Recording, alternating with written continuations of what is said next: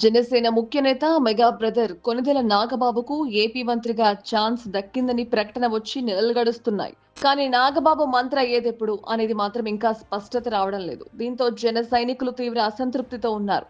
ఇటీవల జరిగిన ఎమ్మెల్సీ ఎన్నికల్లో నాగబాబు ఏకగ్రీవంగా ఎన్నికయ్యారు. ఇక ఏపీ కేబినెట్ లో నాగబాబుకు చోటు కల్పిస్తామని సీఎం ప్రకటన కూడా చేశారు. దీంతో ఏపీలో కూటమి అధికారంలోకి వచ్చి ఏడాది దాటినా నాగబాబుకు మంత్రి పదవి అన్న మాటపై ఎక్కడా ఎటువంటి వార్తలు వినపడకపోవడం ప్రస్తుతం ఆ ఏపీ రాజకీయాల్లో చర్చనీయాంశంగా మారింది.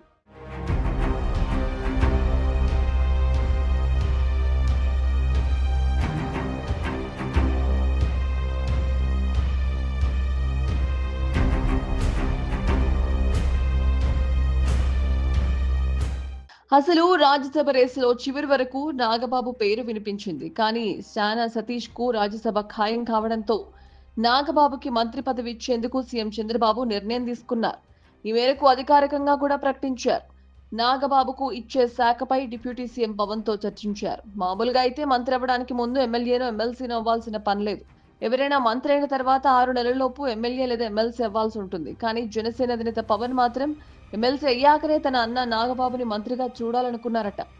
డిప్యూటీ సీఎం పవన్ సూచన మేరకే నాగబాబుకు ఎమ్మెల్సీ అయ్యే వరకు మంత్రి పదవిని చంద్రబాబు వాయిదా వేశారని టీడీపీ వర్గాలంటున్నాయి.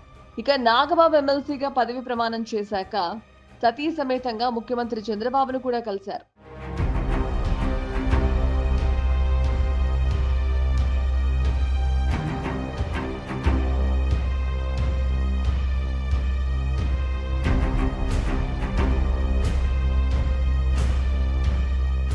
నాగబాబు విషయమై టీడీపీలో కొందరికి కొన్ని అభ్యంతరాలున్నమాట వాస్తవం. గతంలో చంద్రబాబు, బాలయ్యని నాగబాబు ఏవో విమర్శలు చేశారని తెలుగు తమ్ముళ్లకి చిన్న కోపమైతే ఉంది. వాస్తవానికి రాజకీయాల్లో ఇవన్నీ మామూలే. అయితే అసలు నాగబాబును మంత్రిగా ప్రకటన చేసిన తర్వాత ఈ అంశం పైన సోషల్ మీడియాలో పెద్ద ఎత్తున చర్చ జరిగింది. కూటమిలో కుటుంబ పాలన అంటూ ట్రోల్ జరిగింది. అంతేకాదు జనసేనలో బీసీ వర్గాలకు అవకాశం దక్కలేదని నాగబాబును మంత్రిగా తీసుకోవడంపై అంతర్గతంగా చర్చలు సైతం జరిగాయి. ప్రస్తుతం నాగబాబు మంత్రి పదవికి మంత్రివర్గ విస్తరణ మాత్రమే కారణమా లేక కావాలనే ఆయన్ని పక్కన పెడుతున్నారా అనే సందేహాలు జన సైనికులు వ్యక్తం చేస్తున్నారు. మొత్తానికి నాగబాబు మంత్రి పదవిపై సస్పెన్స్ ఇంకెన్నాళ్ళు కొనసాగుతుందో చూడాలి.